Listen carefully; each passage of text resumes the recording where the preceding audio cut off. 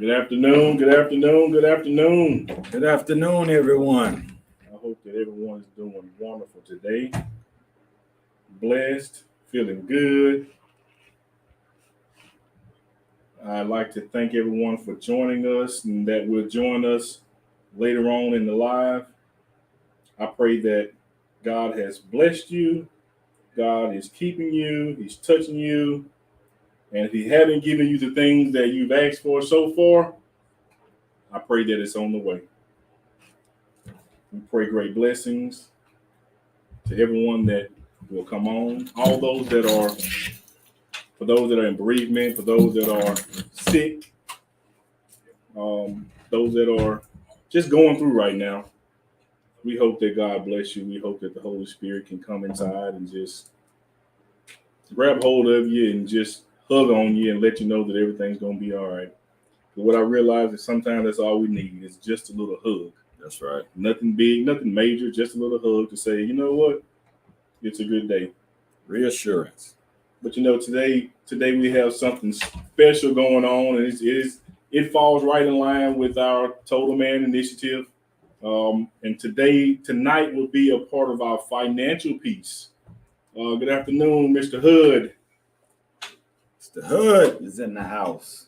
Tonight we'll be talking about our financial piece of our Total Man Initiative. And Pastor Sam has some great words of encouragement, some learning lessons, some tips, and just some eye openers to help us get on the right track because it's so easy for us just to get lost. Right. And as we were talking about a little bit earlier, when people are in a financial bind or just feeling in a rut financially, they get stressed. Right. Depressed, stressed. It's hard to it's hard for some people to live when they get their way because they don't know which way is up. They don't know when when the light bill get paid or the next meal may come in the house. It's always something that they are looking for, in that moment of financial depression. That's and so true. What Pastor Sam wants to do is just going back to Hagai 1, 3, and 7 as a biblical reference for those that may think that, this is nothing that is discussed in the Bible. One of the scriptures come from Hagai. Well, our background today is from Hagai 1, 3, and 7. Consider our ways. Right. And the question is, have you set your family up for financial success in the future? Yeah. Are we doing enough to set our family up? Because there are many ways that we think that we're doing good, and we just feel like, can't nobody tell me anything. But I feel like we can get advice from one another. Right. Pull it together and try to make, especially if we're all struggling or trying to find a way. People quick say, well, you're struggling. Why should I listen to you? Well, sometimes we can have some good advice that we can share. And as I mentioned something that I've tried to do to you, you may say, hey, you know what? I did this, do it this way, and it worked better. We take those ideas and thoughts and put them together. And then you may say, hey, you know what? I know somebody else that we can talk to that may help us get on a better sheet of music. Right. That way we got our ideas together. We can go and sit down with somebody. We can come up with a plan so that we can help build our family financial future because we're struggling. Right. And honestly, preacher, I would say that there's a greater majority that's struggling than those that really want to be honest about it. Right. We was talking like on last week, we was talking about suffering in silence, and there's many of us that are financially, it's so tight financially, right, that sometimes pride will not allow us to talk about it. Absolutely. But at the same time, when you talk about it, most people gonna talk about you because they can't do nothing about it. Absolutely. So a lot of times it's not really good to really talk about it to a lot of people. The good thing is there are things that we can do to make a change. But the biggest part of it is really getting started, being disciplined, being dedicated, and being diligent. Yep. Those 3 Ds: discipline, dedication, and diligence. You'll be surprised the changes that they will make in your life. You know, one of my mantras that I like to say a lot, and I say it to myself: change your mind, change your life. Okay. And that's one of the things that I'm constantly, trying to confirm in my life. Change your mind, change your life. Absolutely. And that's not just something that I say, but it's biblical. Because the Bible says that we can speak things into existence. Then so is a man thinketh, so is he. So if you change the way you think, you can change your life just by changing the way you think. Absolutely. And when it comes to finances, most of us just don't believe that it can get any better. And the one thing that we're constantly told, because regardless of whether we really want to admit it or not, all of us are institutionalized. Right. We've been taught a system that has never worked for us, but has always worked against us. Absolutely. And we've never really been able to put our eyes on it, because we spend so much time trying to survive that a lot of times you don't have the break to be able to actually see things any different. Right. Because you're spending so much time just trying to survive. And that's what a lot of us deal with. Man, we just in the day-to-day grind. I'm grinding. And it becomes such a repetition that you don't realize it, but you're actually a slave to your life. To your lifestyle. That's it. You're a slave to your lifestyle. I get up, go to work at 7 o'clock, right. Get off at 5 o'clock, come home, cook dinner, come home, eat dinner, watch one episode of my favorite show, get into bed, and have to do it all over again. Right. There's no quality in life in that. And that's and biblically, that's just wrong. Absolutely. Because the Bible says, I would that you prosper and be in good health. Absolutely. As your soul prospers. So that's a twofold blessing of prosperity. That's naturally and spiritually. Right. So it's and God says, I would. That means that he's basically saying, in layman's terms, is my desire for you is to be in good health and to be financially blessed. Right. That's my desire. That's the reason it said, another scripture said he will open up the windows of heaven and pour out bountiful blessings that you won't have room to receive. Right. If your mind is not in the place of being receptive or receiving, then you'll miss out on the blessing, because mentally you wasn't in the place that you believe that God would actually give. Right. So somebody asked me this question, and we have talked about it before. How can people that are on the Christian journey respond to someone that says, well, I don't go to church and I'm blessed. I'm financially blessed. I'm financially stable, and I don't praise God.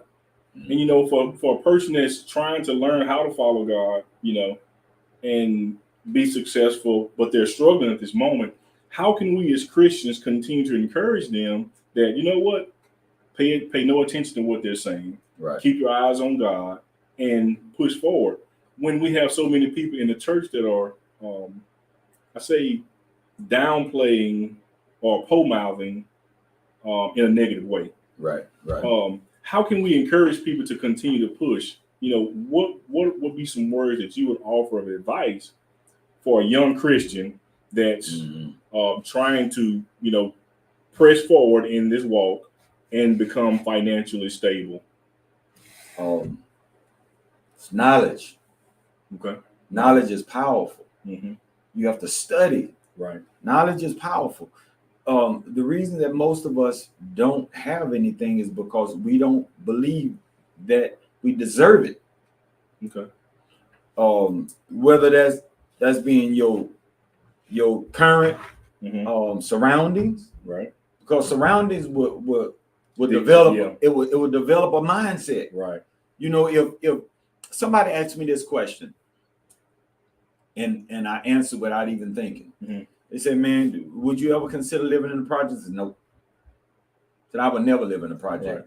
And they said, man, you better be careful what you said. I said, why? Man, you better be careful. Yeah. You know, you can't say you won't never. Yeah. Yes, I can. And I told him, I said, the reason that I would never live in the projects, not saying that there's nothing wrong with people that live in the project, but the reason that I would never live in the projects personally is because I've never lived in the project. Right. So I don't even have the mindset that would ever take me to that place, because me, I had a house growing up. So mentally, when you get a certain age, you need to start looking for you a house. Right. I didn't look for an apartment. Right. I looked for a house. And that comes out of mindset. Right. It comes out of development. It comes out of your surrounding, creating an attitude of gratitude. Okay. You know, so your surroundings have a lot to play with your financial growth. Stability, growth, mindset. Your surroundings have a whole lot. Now, some people will break the norm. You know, some people will. That's that little 5 or 10%. Right. You know, that regardless of wherever you put them at, they're gonna come out. Yeah. Because of perseverance and their desire to be better. Right. Than this will push them to another level. Right. But there's only a short percentage of people that can dig deep off inside them and pull something out of them that's extraordinary. That says, you know what, regardless, I got to get it. You know, you can see kids that play sports. You can look at some kids, and some kids when they young, they already saying, the hunger. This is my way out. I'm gonna get my mama a house. Right. When I grow up, you know, you hear young people saying, young kids saying that playing sport, I'm gonna buy my mama a house. Yep. That's an extraordinary individual. Everybody will not have that. Yeah. So for the people that don't have it, we have to reprogram ourselves. We have to break out of the matrix and understand that it can be done. It's simple tips and simple goals to it that we're not getting in our community. That's really out there for our grasp. So it's probably, you know, as you're saying, your surroundings and the makeup of where you come from. So as parents, we have to change some of the words that we speak. As you say, life and death is in the power of the tongue. Right. So we have to make sure that we're speaking life financially, and then also showing a plan or some type of way to help build a financial future, and not just saying, hey, you need to go and get it. Right. Well, you know, if you don't know how, say, you know what, I know somebody that, you know, may know how to help you. And as a matter of fact, maybe this person can help us because I need to get better. That's right. So until we can admit that, you know what, we're struggling or we don't really know how to develop a financial plan, then we need to find help. Because, you know, how many young people are taught how to balance a checkbook now? I would say the percentage is lower than low. Right. And that is something that, you know, a lot of people say, well, they don't teach it in schools anymore. Well, you know what? That's something that we should teach at home. Right. We should teach some type of financial stability, some type of financial planning, budgeting, or something at home before their child gets of age, because kids spending money a lot faster now. And a lot of them feel like, you know, our parents said that y'all think money grow on trees, but I really believe that a lot of kids think that money just come and they don't really understand. You know, one thing I'll say, I know that I shielded my kids from a lot, but I began to teach them certain things that I knew that I should have done better. And one of those things was, even if I would give them money and we would go out to eat, I would still pay for their food. Right. Now, I've seen people that would give their kids money and make them pay for their food. Now, like, why would you do that?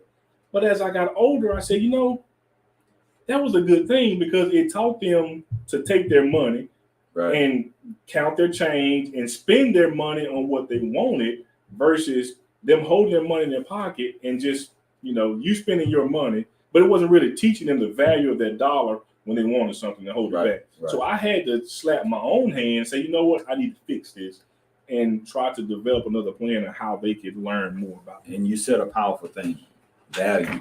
Yeah. Value. when we buy things, we consider them to be valuable because there's a price paid on them. So we have to understand, what does value mean? Okay. Because most of us waste our money on things that's not valuable. And that's the one thing that we have to retrain our mind. If it's not an asset, then it's a liability. Right. And one of the hardest things to do is first to train yourself that if it's not an asset, it's a liability. You have to eliminate the liabilities in your life. That's the first. That's to me. That will probably be my first rule. My first nugget will be is to eliminate the liabilities. Right. What's a liability? A liability is something that's going to cost you down the road. Right. Absolutely. It could be a car. Oh, I got to have this car. I really can't afford it, but I got to have this car. Yeah. In your mind, you feel like the car is an asset. So this is the way you do. Write down what this car is going to do for you. Then in this column, write down what is it going to cost to do what you say the car is going to do. If the car is going to make more money than what it costs, then the car is an asset. But if the car just gonna cost you money, I got a friend right now that has a race car, and my words to them is that you got a cash cow. What you mean? I said, a cash cow. I said, are you racing for money? No, it's a hobby. It's a cash cow. Because every time you race, you're probably gonna tear something up. Yep. And then in racing, you can never stop at where you at because you're always trying to get faster. Right. So you're constantly adding on. Say, man, that's you might as well take your money and go to your backyard and set it on fire. Right. He couldn't see it because he was saying, but I enjoy doing it. Okay, so you enjoy doing it. How much can you afford to spend on entertainment? Yeah. So when you do your budget, when you do your budget, and it's good, anybody that's watching, you can write this down. When you do your budget, all right, you pay God. This is my rule. Pay God, pay yourself, pay your bills. In that order. Take your tithes out first. You always take you a little bit for saving, and then you pay your bills. And what most people would say, I don't have enough to pay my bills, then you've already messed up. Right. You're already in trouble, but it doesn't mean that you can't get out of trouble, but understand that you are already in trouble because you messed up the order. Right. So when you do that, after you do that, if you have anything left over, now you should have a column of enjoyment. So much should be, because I believe that every man, if you work hard, you should have some enjoyment. There should be some reward to your labor. Right. I think everybody need to take something out. If it ain't nothing but I'm gonna treat myself to a meal out. Absolutely. Once a week, I'm gonna go out to eat. I think that's important because you have to understand that there's a reason that you're working. Right. And then the rest should be start going into what I call an emergency fund. Okay. An emergency fund, before you can really save any money, you need to start an emergency fund. An emergency fund is 3 months of income. Okay.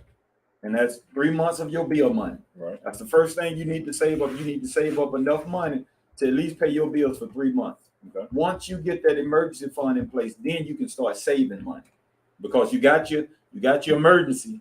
Now you got a place where you're saving.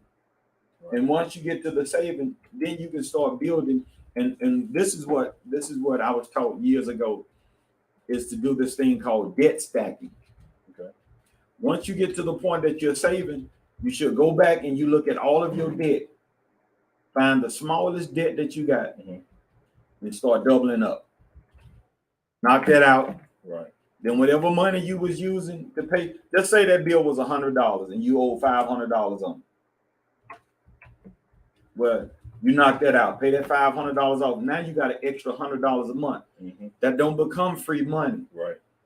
Because the Bible say that you should owe no man. Oh no man. Right. So you take that $100. Now you go to the next smallest bill. Mm-hmm. Take that $100 and you put that on top of that bill. Right. You knock that out. Just say that bill was $200 a month. Right. Now you done knock that out. Now you got $300. That ain't extra. Right. You take that $300 and you go to the next bill. Right. And pay an extra $300 a month until you knock it out. If you continue to do this before you know it, you've eliminated your debt. Mm-hmm. Now you have excess. Okay. Access puts you in a position that you should be doing things like investing. Okay. You see what I'm saying? Right. Now you actually got and what I call disposable income. Right. You got money that it's not really necessary for anything in particular, mm-hmm. but you should be doing, because the Bible says we should be stewards over those things that God has blessed us with. So you have to understand that this is not just free money. Mm-hmm. Even though you've made it, and now because of your discipline, it becomes excess. So now you need to look into, how can I make this money grow? How can I invest it?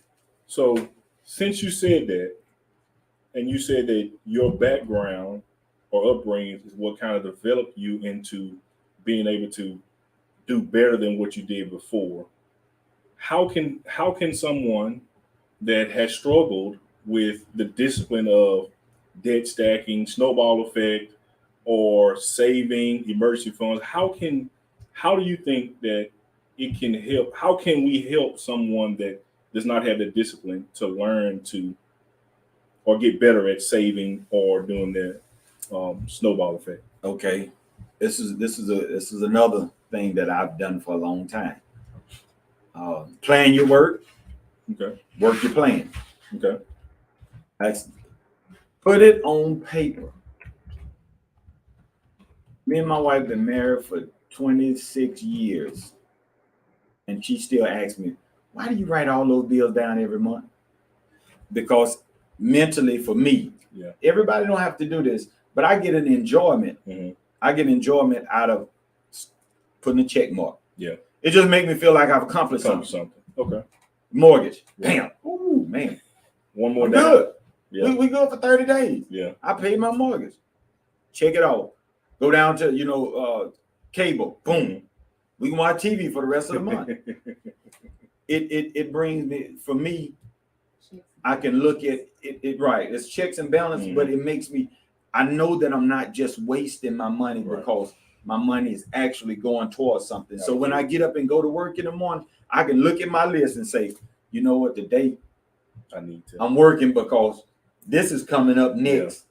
And I can't miss work because I know Friday I'm gonna need the money to pay this bill right here, and I can check it off the list. So it keeps me focused to the point that a lot of times when you really don't want to or don't feel like it, it would just give you that little push to say, maybe you need to. Right. You don't want to go to date. Friday is when I'm supposed to treat myself. Maybe I need to go and get on up and go to work. Yeah. So even in all of this, and you spoke about how long you and your wife have been married, what would you say, since we're talking about family, what would you say to people that are coming to a new relationship or trying to join a relationship and talking about marriage? How would you give them advice or the importance of doing this plan as far as writing it down and talking about your finances? You know what's real good? Mm-hmm. When you're in the dating stage, and I know a lot of people don't do this, but I think that a lot of people may not do this.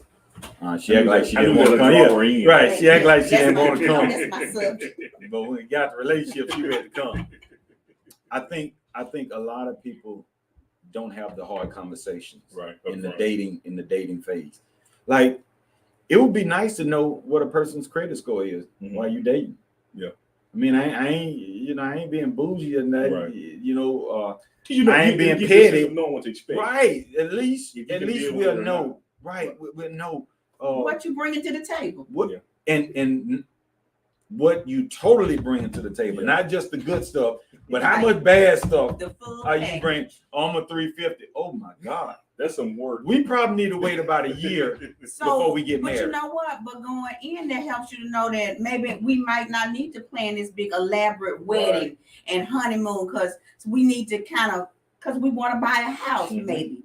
So we need to focus in on getting some of your stuff paid off to increase your credit score. So when we do get married and we do start having kids, we can start establishing some things together as a family or as a couple. And then all the major purchases won't have to rely solely on one person simply because they're the only one with credit. Right. And even in that, I think that is important, that conversation, because if you are in a relationship and I say discussing or talking about, the next step, marriage, and one of you gets sick, then if I'm there for you, then it would be nice to know what your expenditures is, because if you don't have income coming in and then you hit me with this, well, I need $2,500 because my bills are due. Wait a minute.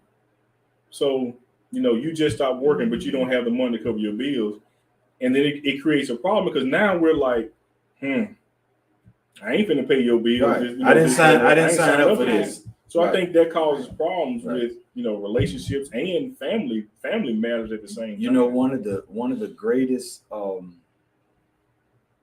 the greatest things that causes separation and divorce in a relationship is finance. Besides infidelity. Right. But those two are probably the top, and I would say finances over infidelity. A lot of people probably wouldn't say that, but a lot of people do infidelity and don't know and don't get divorced. Yeah. I do know it and don't get divorced. They work on it, but finances is something that'll show up right. But you know what? I think both of them have something in common. It's trust. Yeah. So when the trust me. When the trust is broken, or you gave me a false sense of reality, I thought things were one way, and then now I'm realizing or finding out that things are completely different from what I thought or what you led me to believe. Right. So it's the misconception. Yeah. And I've counseled many couples over the years and have talked to many people. And one of the things that always come back is, man, I didn't know. Right. I had no idea that woman had co-signed for a kid. They wasn't paying the note. I thought her credit was good. Her credit is bad. Now my money is going toward, recovering and not just guys talking about the women, but women talking about the man. Right.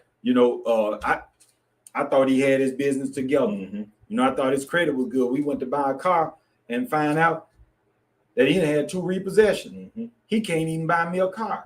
His car's in somebody else's Or name. he was in a previous relationship. Right. And they bought a house together and it went into foreclosure or whatever the case. We ain't got nowhere to live. Or his name is still attached to it. So you have to also look at that kind of stuff when you are going in, because you're talking about somebody going into a relationship. What kind of baggage are they bringing over from the previous relationship? It might be some debt that they haven't gotten out of. You just need to have that open, honest conversation. Right. Do you have life insurance? We got that for you. Oh, and if you do, what does that look like? We getting there. You just need to have open conversations about it all if you're planning on building a future with this person. Absolutely. So, as we talk about family, finances, and future, we have to make sure that family, finances, future, and relationships, we have to make sure that we tie it all together and talk about it at every big stage in our life. If you don't do it, it's time to start.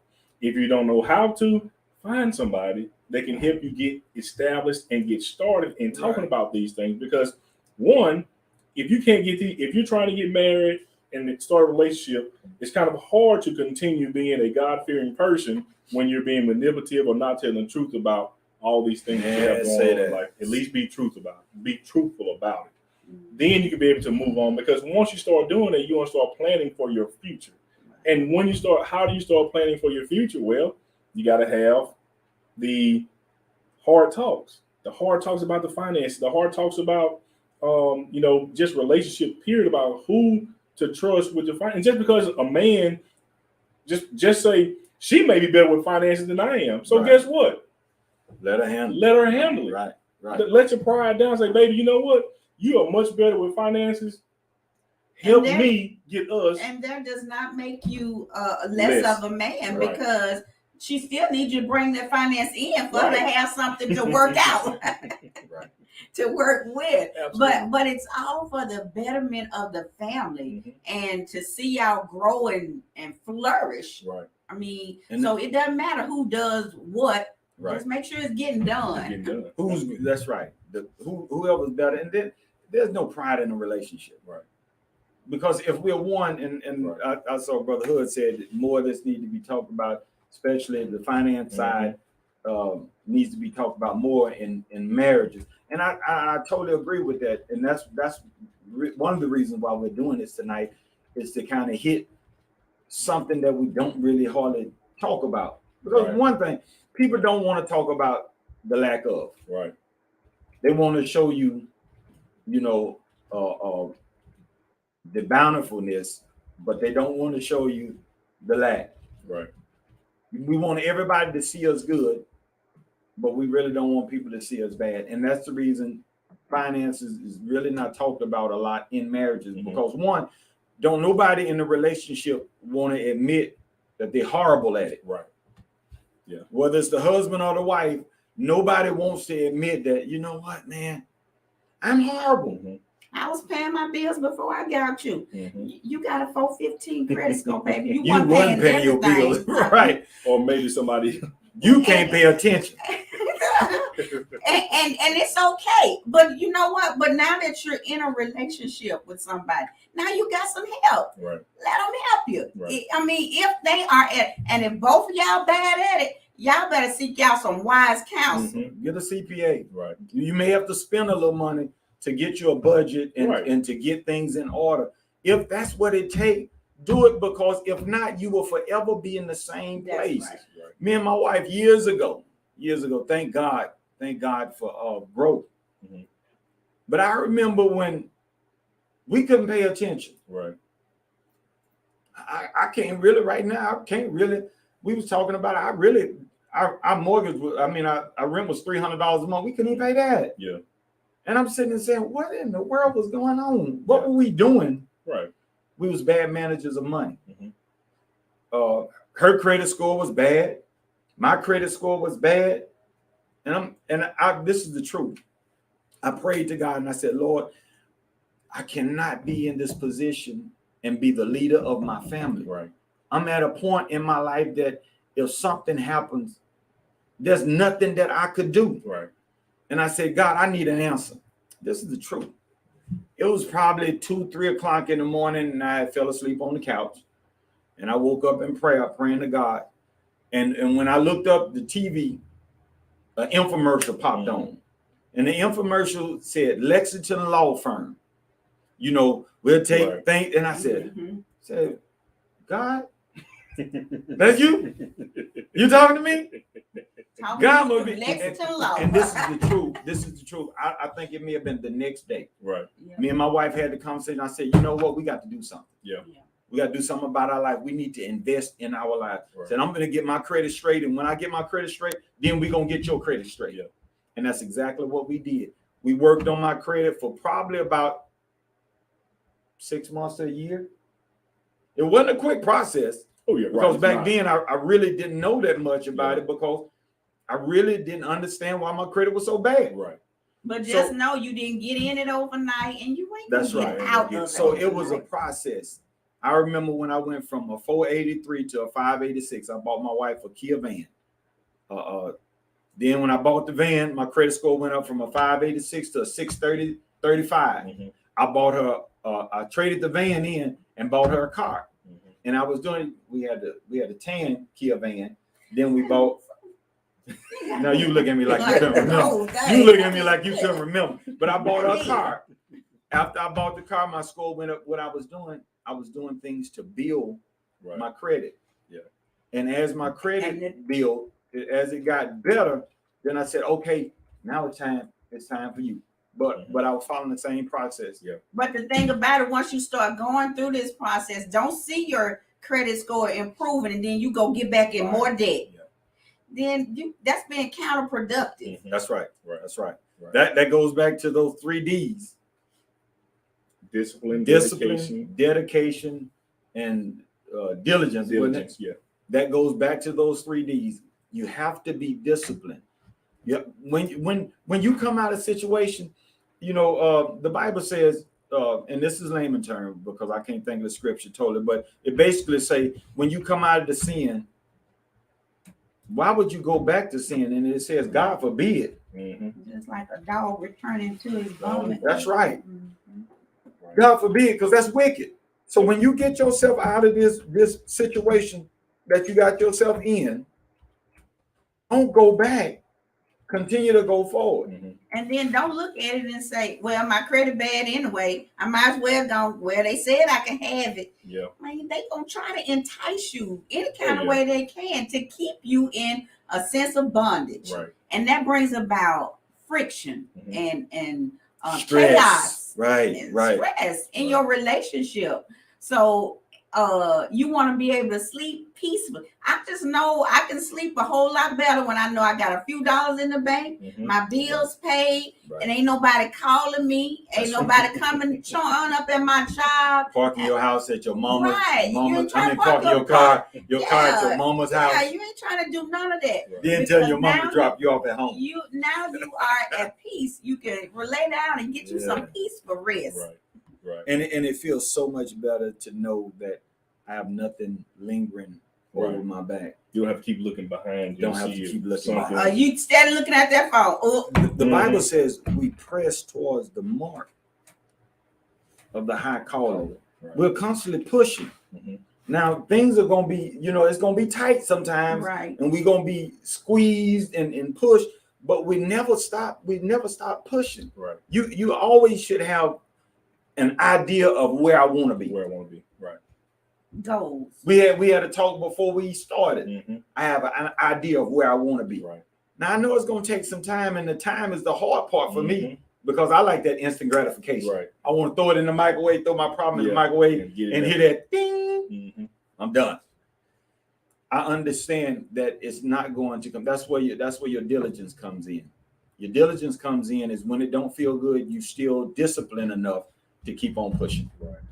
All right, I got to make this happen. It's gonna take a little while, but I'm gonna make this happen. And that's what it takes a lot of times. Like I said, once I got to that point where my credit was better, then we went back and me and my wife started working on her doing the same thing.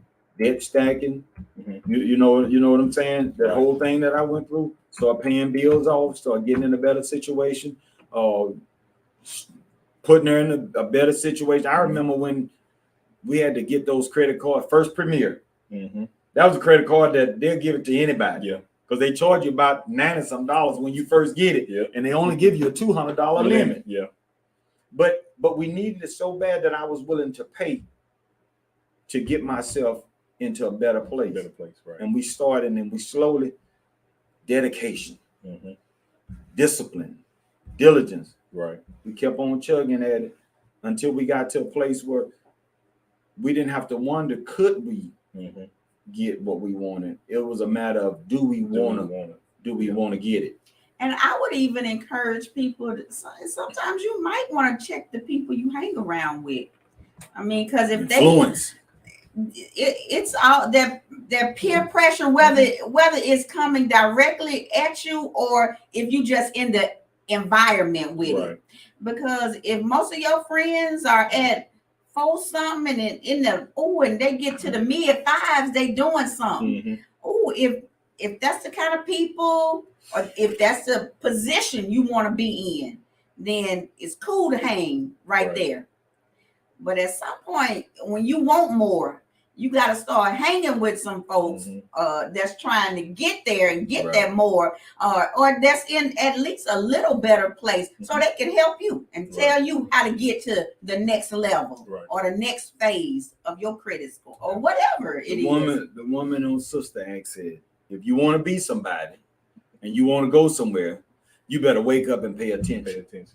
You if your surroundings is not giving you, if it's not nurturing you, if it's not building you, then maybe you need to change your surroundings. Right. Absolutely. And that's it's important. Not feeding you, it's draining you. And I heard and I know a lot of times in a relationship, sometimes we get in before we know what we need to know. Right. That doesn't mean that you have to end a relationship. That just means that you have to change the things that you're doing in the relationship. Let's repump. So let's go back. All right. I didn't know your credit was bad, but that's okay. I love you. What can we do to change it? Let's start. Both of you guys go right back to what I said. Start at the small thing.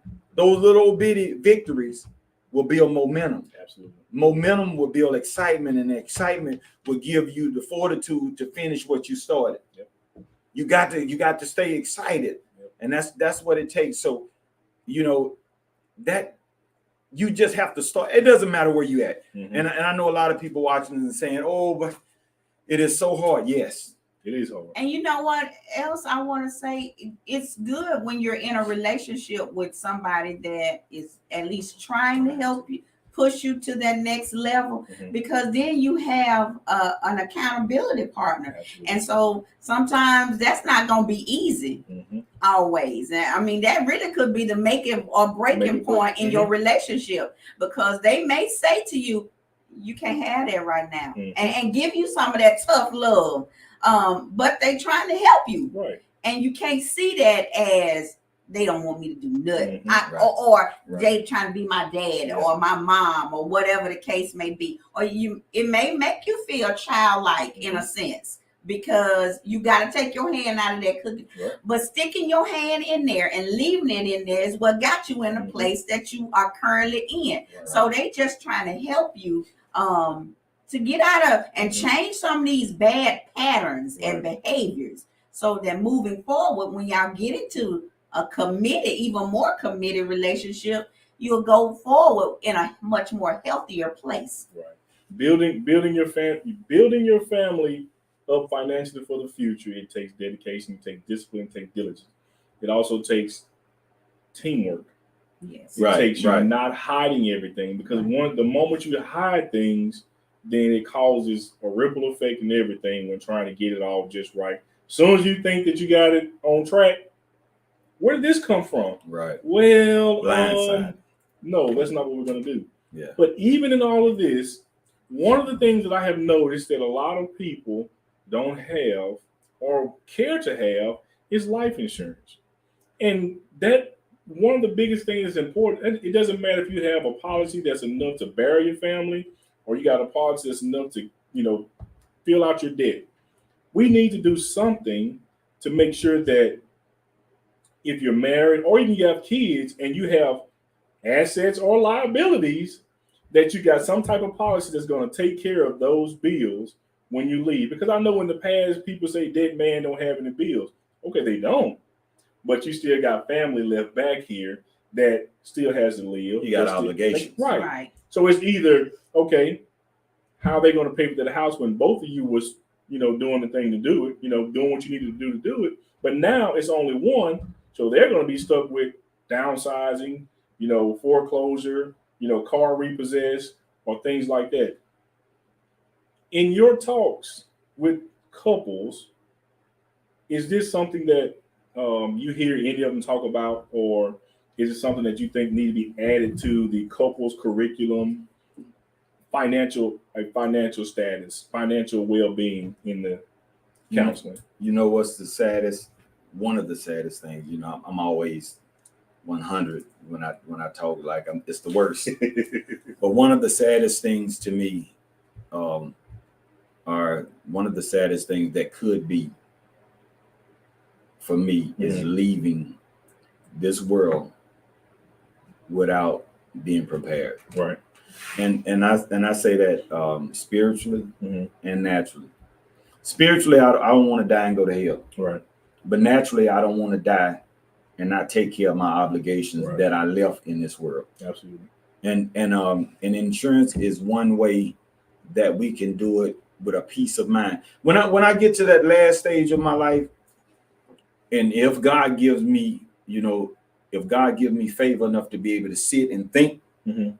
Before. my demise, Right. before my not demise, but before my transition, Mhm.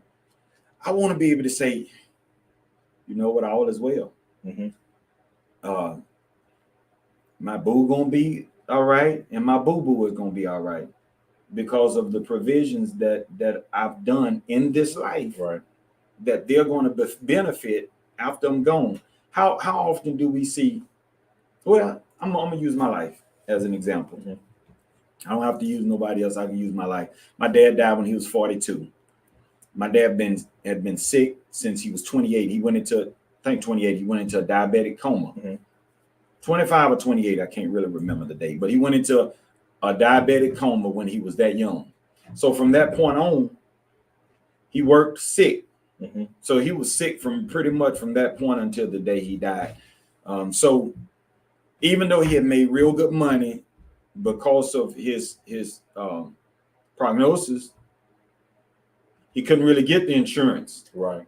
You know what I'm saying? Yeah. When you're diabetic, Yeah. things like that, it's hard to get insurance. Yeah. So, I mean, he could invest.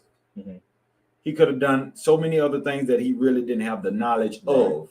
He could have had annuities set up. You know, he could have had retirement plans set up. There's a lot of things that he could have done different, but he really just wasn't smart enough to do it.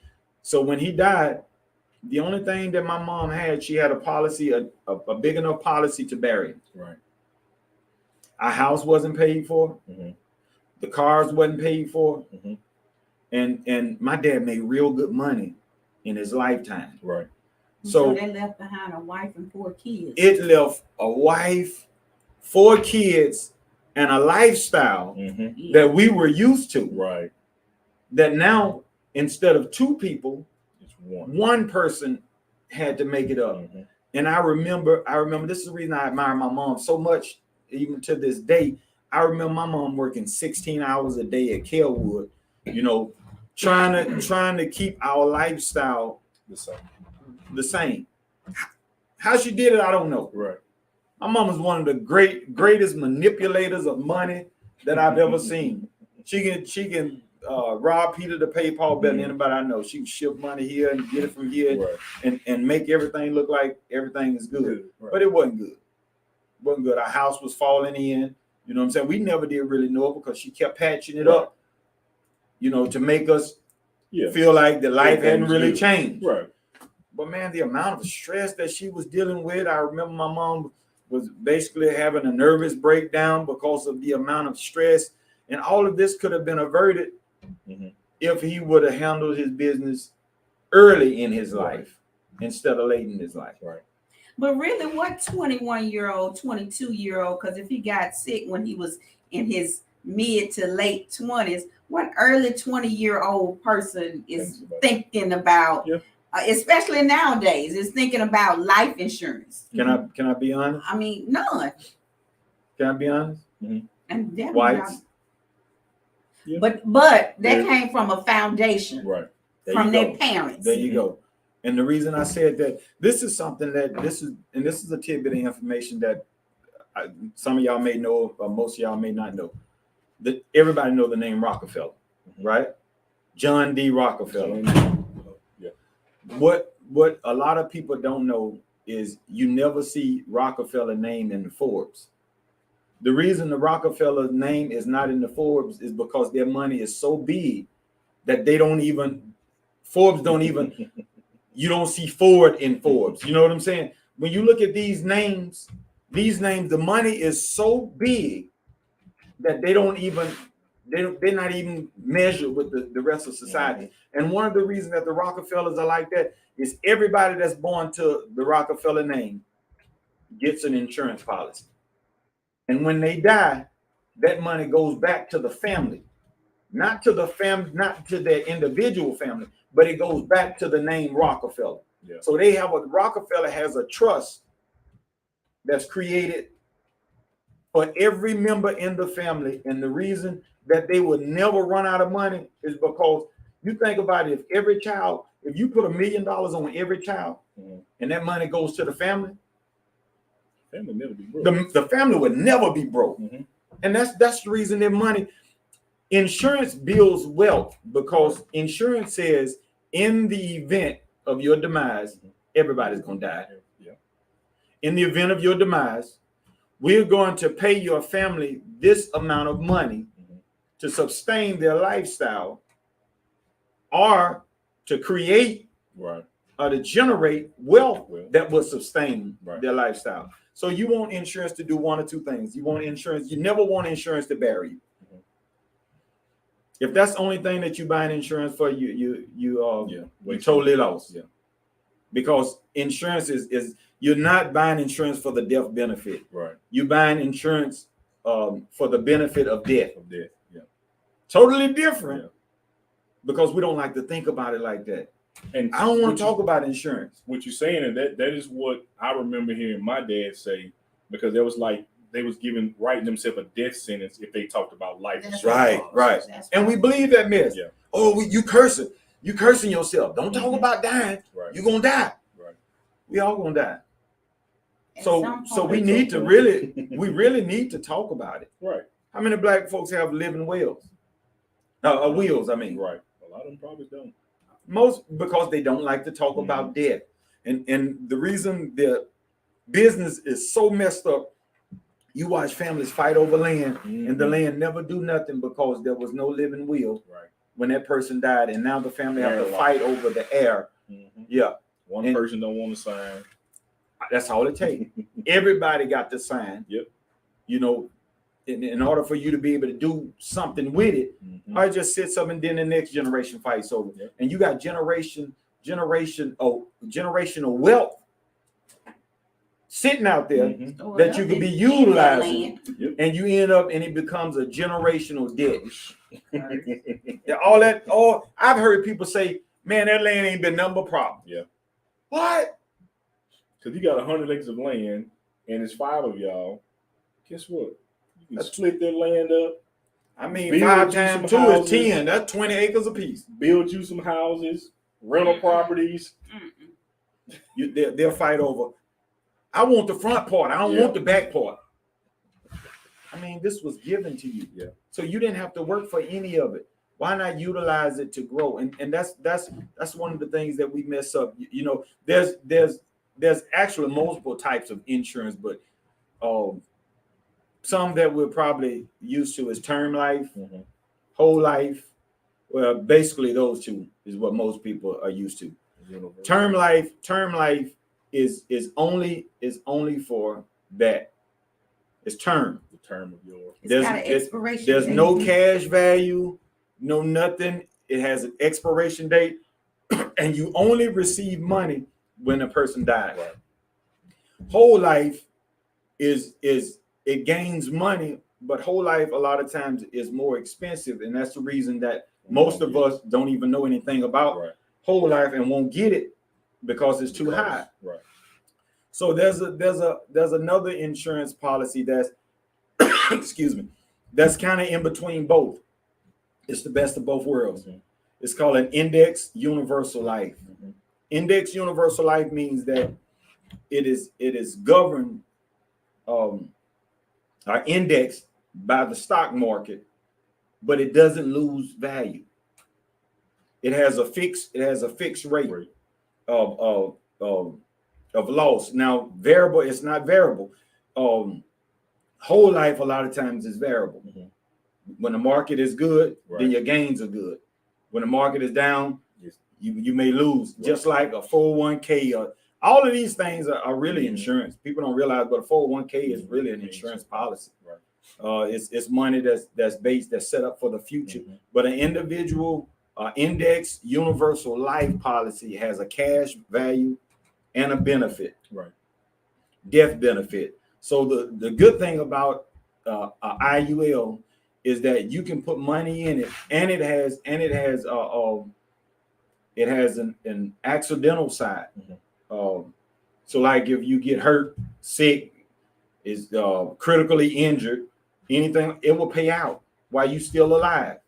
And that's what most people don't realize. And then also an individual, an index universal life policy is a wealth builder. It creates wealth. Well, let's just say you had an individual, I don't know why I keep saying individual, an index universal life policy. And let's say that you was putting $200 of money in. The way it works, just say you wanted $100,000 worth of coverage if you died. So that $100,000 side may be $50.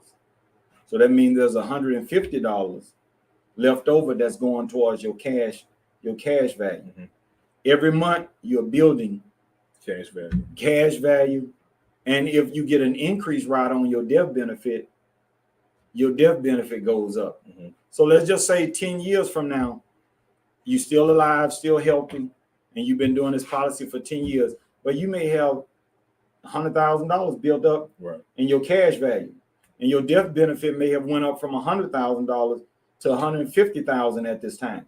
If you die at that time, whoever your beneficiary is, they're gonna get your cash value, which is $100,000, plus your death benefit, which was $150,000. So that means you'll come out with $250,000. They will. Yeah, you going down. You going down. They coming up. You going down. But that builds. That's how you start creating generational wealth. Absolutely. Because if you don't, and just say you live, man, just say you start this when you're young and you live to 80 years old, you may have $1 million in that cash value side. Now, if you want to do this before you die, just say you take that $1 million and put it into an annuity and have residual income coming. Now, when you die, your beneficiary is going to get your death benefit and they're going to get your annuity. An annuity would never stop unless you cancel it. That money, that $1 million will be here until Jesus come back. And it'll pay your family. As long as you don't take it out or cancel it, it will pay your family for years to come. So all it really takes, it really don't take number one individual to start. And they create generational wealth for their family and their family and their family's family. Now think if everybody in the family does this. Absolutely. Over the course of 2 or 3 generations, now your family is really in a good position where your children, all they got to do is just be healthy and grow. But financially, it's already kind of set up for, you know how good my life would have been if when my father or my grandfather, because the Bible says that we put away, we store up wealth for our children's children. So we really supposed to be working for the next generation. And the reason most people don't understand that, and the reason that most parents don't have anything, is because you give everything to your children when it's supposed to be for their children. So our culture, we don't have nothing left to give. We allow our kids to soak us dry. Somebody need to be whooped, and somebody need to work. Bible says you spare the rod, you spoil the child. Absolutely. Sometimes you need to be disciplined to the point where you understand these things, and we need to do these things early, so we can reap the benefits. I'm right now, and I've been, I'm telling my children this. What I'm trying to build right now is something that they can continue after I die, but it's for my boo-boo. Everything that I'm storing up right now is for my grandbaby. That's what I'm thinking about right now. I'm thinking about my grandbaby, and I don't know. All I got is one right now. But I'm hoping that before I die, I would have multiple. So I'm already preparing for increase. So that's what me and my wife is doing at this stage. We're trying to build something that when we're dead and gone, they can say, you know what? The reason I'm in the position that I'm in now is what Mama and Papa did. Absolutely. Man, when I die and I know that's in place, you know how much better I'm gonna feel, and then go to heaven too. You're gonna be jealous of me. But when I go, I don't know what I'm gonna do in heaven, but I'm gonna die with a smile on my face, knowing that my business. When we say a lot of times, I want God to say, well done, a good and faithful servant. But what your family saying about you? Right. That raggedy joker done left here and Papa was a Rolling Stone. yeah, the house ain't paid for. We got 2 condos because he wanted that Cadillac before he died, and I co-signed for it. That joker stuck me bad. He trying to dig up, get that ring that they buried him in. That ring, I'm getting that. I'm gonna take that to a pawn shop. Brand new Stacey Adams. Right, we taking them off too. Somebody at the thrift store buy them. He left with too much, and didn't give us nothing. Yeah, we got to stop that. How many families we see? You look at. Oh man, we ran out of time, but y'all got me excited. Let me just say this. Mm-hmm. We see that GoFundMe. Yeah. How sad is that? Is that you got to go fund somebody's burial. Right. And you don't even get all the proceeds from that. Right. Absolutely. Percentages. GoFundMe got some of that too. Mm-hmm. Of course. They have to stay in business. Right. Family, finances, and future. Hey guys, great topic tonight. Great conversation. Great dialogue. But I can tell you this, we may just continue this next week. If you have any questions that you want to know or have us to answer for next week, send them. Put them in the comments. We can try to figure a way to talk about, possibly talk about this topic. And if we don't get to it next week, we'll come back to it the next week. Right. But we want to make sure that we're covering family, finance, and the future, because this is something that we really need as we talk about generational wealth, as we're talking about leaving an inheritance. Is something that we need to do better in. You guys have anything you say before we close? This has become one of my new passions.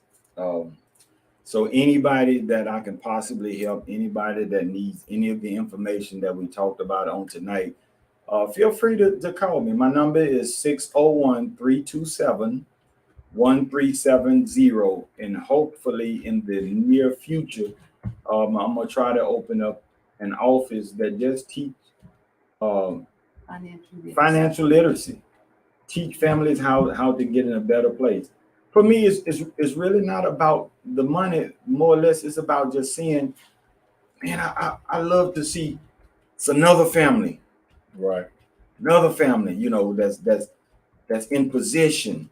And that's what me and my wife, honestly, to me, it seems like in our latter years, that's what God has really placed on our heart. That's part of our mission, part of our ministry. It's been family for a long time. Right. Her ministry been couples for years. Mm-hmm. And finance has always been one of my things. Absolutely. Lady Lisa?